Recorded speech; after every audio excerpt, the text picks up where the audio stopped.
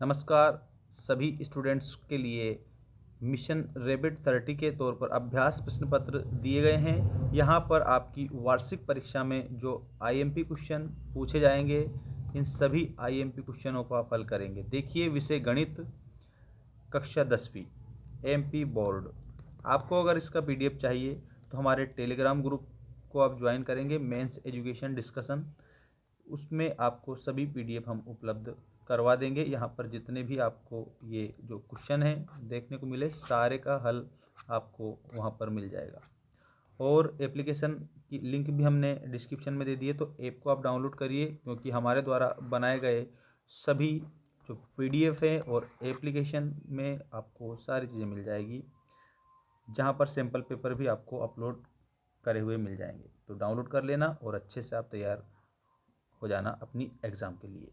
तो देखिए, यहाँ पर हम बात करते हैं पहले क्वेश्चन से। प्रश्न नंबर फर्स्ट है, आंकड़ों में सर्वाधिक बारंबारता वाला पद क्या कहलाता है? तो बारंबारता का मतलब होता है बार बार आना।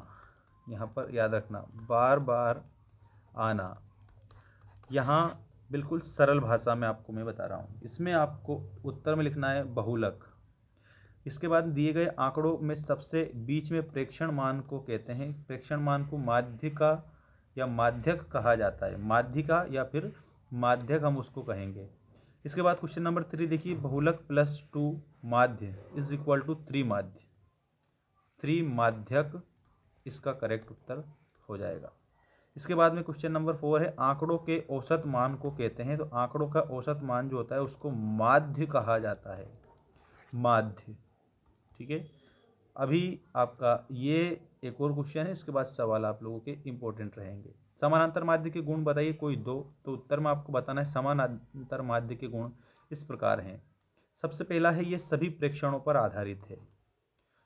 इसके बाद में इसे सरलता से समझा जा सकता है। इसके बाद इसे सरलता से ज्ञात किया जा सकता है। ये समानांतर माध्य के क्या है? तो आपको बताना है समानांतर माध्य के गुण हैं, ठीक है। माध्य के गुण, ये आपका इसमें करेक्ट होगा। बाकी आप लोगों को इसके बाद नेक्स्ट जो क्वेश्चन दिया है वो समझना है। प्रथम 9 प्राकृत संख्याओं का माध्य ज्ञात कीजिए।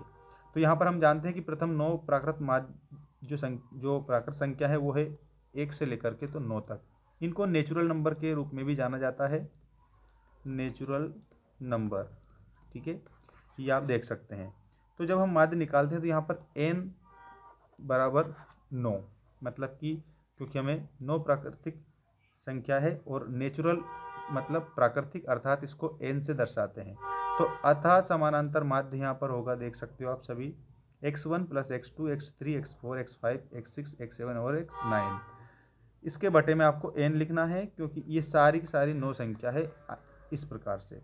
तो यहाँ पर हम क्या करेंगे, इन सभी को जब जोड़ेंगे तो इसका 49 बनेगा। इसको हम भाग दे देंगे 9 से, ठीक है ना। तो हमारा करेक्ट उत्तर हो जाएगा 5। ये आपको ऐसे याद रखना है। तो जो 5 है वो क्या है, तो फिर आपको 9 प्राकृत संख्याओं का माध्य जो है वो 5 है, क्योंकि 9 प्राकृत संख्या जब हम लिखते हैं तो सबसे ज़्यादा बार आपको 5 देखने को मिलता है। इसके बाद में यहाँ पर अगला क्वेश्चन दिया है, उसको आप समझेंगे।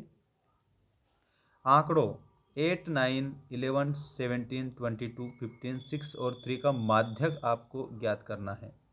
तो जब हम इसको आरोही क्रम में लिखेंगे तो इस प्रकार से आपको याद रखना है। आंकड़ों को यहाँ पर आरोही क्रम में जब हम लिखते हैं, मतलब कि बढ़ते हुए क्रम में, तो हमें जो नेचुरल नंबर है वो 8 प्राप्त होते हैं, और जो 8 है ये क्या है, सम है, ठीक है।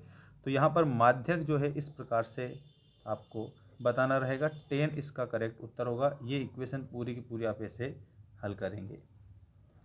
इसके बाद में देखिएगा, यहाँ पर नेक्स्ट क्वेश्चन आपको दिया है, निम्न आंकड़ों का बहुलक ज्ञात कीजिए। इन आंकड़ों का आपको बहुलक ज्ञात करना है। परिवार की माप, परिवार की संख्या। यहाँ पर आपको क्या आंकड़े दिए हैं ये भी आप देख सकते हैं। ये सारे आंकड़े आप लोगों को दिए गए हैं, ठीक है। इनके आधार पर आपको क्या बताना है, बहुलक बताना है, ठीक है। तो इसमें आप लोगों का ये जो करेक्ट उत्तर है इस प्रकार से होगा। ये आंकड़े हमें यहाँ पर दिए हैं, तो एक तरफ हम परिवार की माप लिखेंगे, एक तरफ हम परिवारों की संख्या लिखेंगे। तो माप का जो योग है, परिवारों की संख्या का योग यहाँ पर 20 आपको देखने को मिलेगा, और बाकी आपको यहाँ पर सूत्र लगाना रहेगा। तो ये आप देख सकते हैं, यहाँ सबसे अधिक बारंबारता 8 है, अतः बहुलक वर्ग 5-3।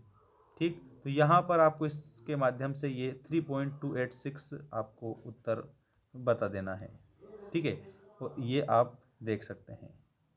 इसके बाद में आपका क्वेश्चन नंबर 9 है, जिसमें ये पूछा है कि निम्नलिखित बंटन एक मोहल्ले के बच्चों के दैनिक जेब खर्च को दर्शाता है। माध्य जेब खर्च 18 रुपये है, तो लुप्त बारंबारता f का मान ज्ञात करना है। इसमें आपको बारंबारता का मान ज्ञात करना रहेगा। ठीक है, और ये आप लोगों को स्ट्रक्चर के माध्यम से बताया गया है। इसके आधार पर ये बारंबारता आप बताएंगे और इस प्रकार से आपको बनाना रहेगा। ठीक है, आप देख सकते हो आप यहाँ पर ये सारा दैनिक जेब खर्च, बच्चों की संख्या, माध्यमान, ठीक है, इस प्रकार से। तो ये आप लोगों का पूरा करेक्ट जो उत्तर है वो हो जाएगा 20। इसमें यहाँ पर जब आप इस इक्वेशन के माध्यम से इसको हल करोगे तो अब आप लोगों को ये और भी जो क्वेश्चन दिए हैं इनको भी आप इसी प्रकार से हल करेंगे। और इसका पीडीएफ आपको चाहिए तो आप पीडीएफ हमारी एप्लीकेशन पर भी मिल जाएगा, और टेलीग्राम जो है, टेलीग्राम की लिंक हमने दे रखी है डिस्क्रिप्शन में, तो उसको आप डाउनलोड कर लीजिए।